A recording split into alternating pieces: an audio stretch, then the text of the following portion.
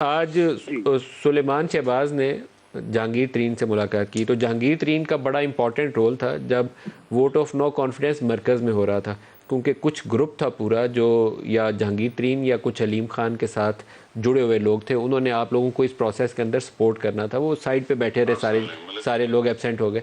पंजाब के अंदर अब उसका एक दोबारा वज़न पड़ना है इस पलड़े में। कुछ लोग अगर एबसेंट हो जाते हैं तो बड़ा वज़न पड़ेगा। जहांगीर तरीन का क्या रोल होगा?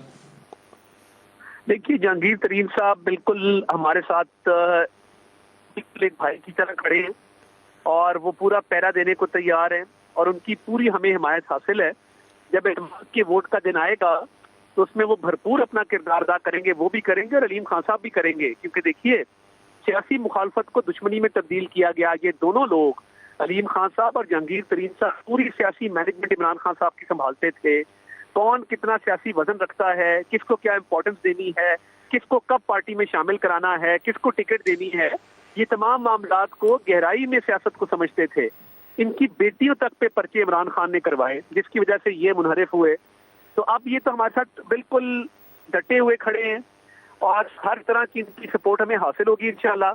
और इनके कहने में जो भी मेंबर होंगे एतमाद के वोट में, ये दोनों साहिबान अपना किरदार अदा करेंगे और भरपूर किरदार अदा करेंगे। क्या तवक्को है लाहौर हाई कोर्ट में क्या होगा?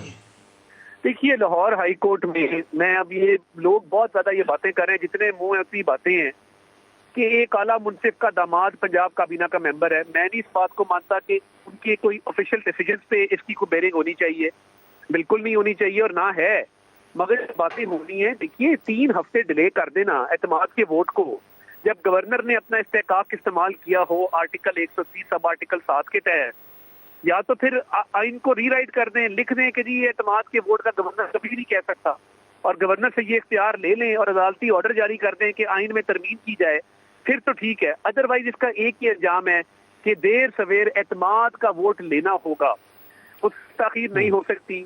एक एग्जेक्टिव डिसीजन है, देखिए सेपरेशन ऑफ पावर्स है,